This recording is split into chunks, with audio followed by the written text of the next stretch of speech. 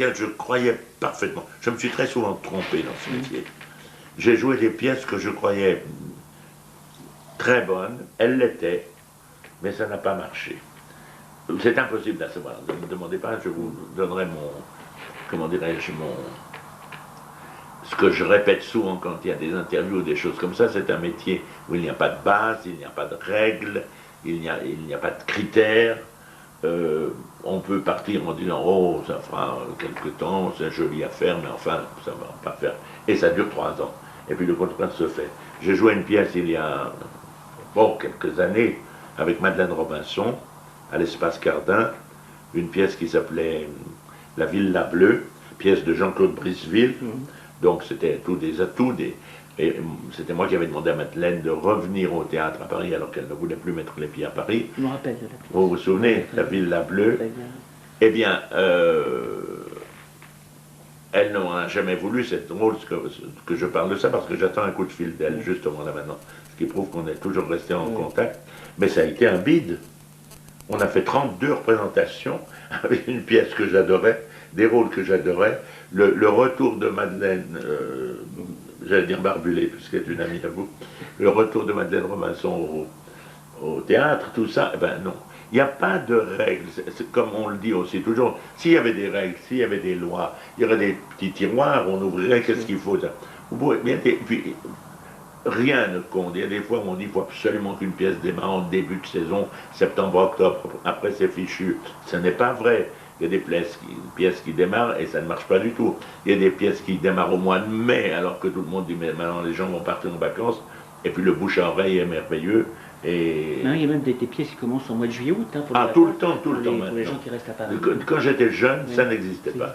Il y avait vraiment un début de saison, et puis si les pièces ne marchaient pas, une seconde saison probable en janvier, mais autrement, non, on n'aurait jamais pensé à ça. Alors vous qui avez beaucoup joué, encore une fois, est-ce que vous avez senti au cours de toutes ces années une évolution au niveau du théâtre? Par exemple, dans les années 70, il y avait l'ère du metteur en scène. On a beaucoup parlé de cette ère-là, qui prenait parfois le pas sur l'auteur. C'est toujours le cas. C'est toujours le cas. Oui. C'est toujours le cas. Peut-être c'est moins flagrant, alors, mais c'est toujours le cas quand même. Le metteur en scène a pris une importance capitale quand un auteur veut faire jouer une pièce. Avant de chercher même la vedette ou les vedettes de son spectacle, il cherche d'abord le théâtre où ça pourrait être joué. Tout ça est très compliqué maintenant, c'est de plus en plus une affaire à monter, il faut beaucoup d'argent. C'est ça. Avant, dans le temps, c'était le directeur qui montait quelque chose. Maintenant, il y a des commanditaires derrière. Mais la chose principale, c'est de...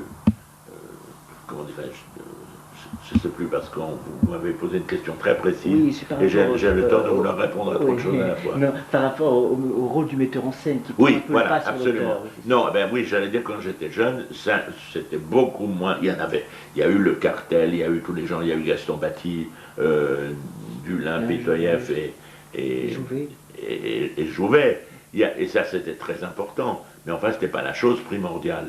Tandis que maintenant, c'est devenu vraiment la chose primordiale. On dit parfois, mais qui fait la mise en scène? Et là, il y a quand même une chose, on a dépassé la mesure. Il y a de bons et de mauvais comédiens, il y a des comédiens moyens, il y a des comédiens, d'abord on est estimés les uns les autres, c'est très subjectif. Vous pouvez aller dire, moi j'ai vu telle comédienne hier soir sur scène, elle est fabuleuse, puis les gens disent, ah bon, tu as trouvé? Oh, pas moi, pas du tout, etc. Mais enfin, ça, c'est un autre problème. Il y avait les metteurs en scène, à partir à peu près de cette époque, qui ont pris le pas sur tout le reste. Mais on me faisait remarquer l'autre jour, il y avait une discussion avec des amis, les grands comédiens d'avant-guerre, qui faisaient du théâtre aussi, beaucoup, les Harry Bor, les Rému, je ne peux plus vous dire qui, enfin tous les acteurs et les actrices de théâtre, même Gabin fait du théâtre avec Madeleine Robinson et tout ça, ils étaient merveilleux ou pas très bons, mais ils n'avaient pas besoin de quelqu'un qui les talonne derrière, C'est très important de mettre en scène. Moi j'ai eu la chance d'avoir de grands metteurs en scène. Quand j'ai joué La Cerisée avec Peter Brook, ça a été extraordinaire. j'étais comme un enfant devant lui, il m'aurait dû faire les pieds au mur, alors que j'en suis vraiment Je trouve que incapable. tous les gens qui l'ont vu se rappellent de ça, c'est un très grand La souvenir. Sylvie, Ah oui, c'est un très grand souvenir. c'était extraordinaire, on entre en scène, moi j'étais déjà bouleversé, il faut l'être quand on joue cette pièce, mais c'était formidable. Et puis Planchon, qui est alors vraiment, pour moi, un ami non seulement fidèle, mais exceptionnel, parce que c'est grâce à lui, vraiment, que j'ai quitté un peu l'étiquette de boulevard pour jouer Tartuffe, pour jouer Orgon. Et à ce moment-là, c'est assez drôle parce que des quantités de metteurs en scène,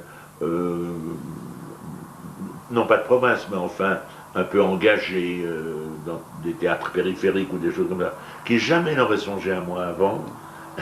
Depuis que j'ai choisi Orgon, qui est là du début à la fin, alors que Tartuffe arrive qu'au 3e acte. Exactement, exactement.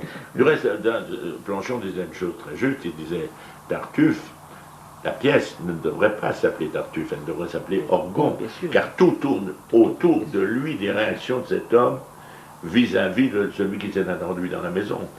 Mais enfin, ça a été, alors là, puis en plus, ça a été un bonheur, parce que moi j'adore voyager, donc je fais énormément de tournées, mais des tournées, je vais vous citer, on parle de Planchon et de Tartuffe. Un jour, sans vous expliquer toute la genèse de tout ça, et un jour on me dit, tu sais qu'après il est envisagé une tournée après. J'ai dit oui, mais combien de temps, à quelle époque et tout. Et on me dit, ben voilà, les dates sont assez précises, on part répéter à Buenos Aires. Je dis Buenos Aires, pourquoi Buenos Aires? Parce que le décor sera monté là-bas, et ça coûte moins cher de faire venir tout le monde là-bas pour jouer dans le décor que d'amener un décor énorme, il faut bien le dire, de l'amener en bateau ou en avion, etc. Eh bien, nous avons fait une tournée pendant 1 an. On a commencé à Buenos Aires, on a terminé à... Attendez, à Osaka, enfin à Tokyo. Alors donc on a fait pendant 1 an tous les festivals du monde, je peux dire de Hambourg à Berlin, en passant par Londres, en passant par Belgrade. Et ça. Donc, alors là c'est aussi un peu anecdotique, mais moi je trouve formidable de faire un métier. On fait des choses qui vous plaisent, qu'on aime, et d'être bien payé.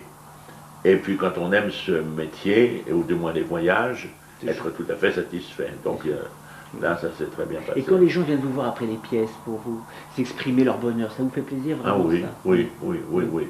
Il ne faut pas croire du tout qu'on est indifférent à ça, ce serait lamentable d'être indifférent. Moi j'ai reçu, tous les comédiens, qui jouent des rôles qui peuvent prendre le spectateur, j'ai reçu des lettres, mais bouleversantes, dans tous les domaines. Une grand-mère, remarquez, elle avait 48 ans, après je l'ai connue, une Belge, elle avait un petit enfant, un petit-fils, et elle m'écrit en me disant, j'ai demandé à ma fille de l'appeler Guy en souvenir de vous, parce que je veux entendre ce nom. Mais je veux dire, il y a des choses extrêmement touchantes. Qui font que votre métier sert à quelque chose, indépendamment. Il sert à quelque chose. Ça, je suis persuadé. Vous avez raison de dire quand les gens viennent après le spectacle, alors il y a le côté bêta un peu, vous n'auriez pas une photo, là, mais il y a en plus vraiment des gens, quand on jouait le bateau pour les paillards, les gens arrivaient dans la loge, et ils chialaient, ils pleuraient, ils étaient complètement... alors nous, on était déjà complètement dégagés de ça, on n'était plus les personnages, on était monsieur et madame Intel, Edwige et moi dans nos loges, puis on voyait les gens bouleversés. Donc c'est très... Mais quand vous jouez des rôles qui sont difficiles, je veux dire dans le sens où vous avez des scènes difficiles à faire, est-ce que vous n'êtes pas entamé un petit peu quand même? Oui, un petit peu. Un petit peu quand même. Il y a des acteurs, j'avais rencontré un Jean-Michel Bouquet, que vous connaissez bien aussi, très bien. Disait, lui, il n'était pas entamé. C'est-à-dire que c'était quelqu'un d'autre. Oui, moi je fais aussi un distinguo entre le personnage et soi-même. Mais puis Michel, alors que j'adore, qui est un très bon ami, Michel est un être très particulier aussi, difficile pour les uns, facile pour les autres, dont moi, mais il s'investit d'une autre façon.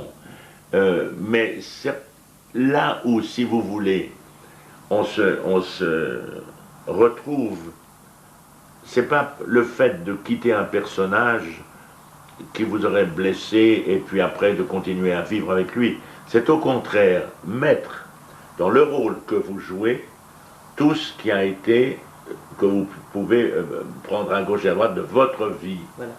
Même le bateau pour les paillards, Edwige et moi, elle disait toujours dans des choses, elle disait dans des interviews, mais nous vivons tout ce que nous avons vécu. On fait toujours un appel à ce qu'on a vécu de bon ou de mauvais. Je vous parlais de ça parce que je me rappelle vous avoir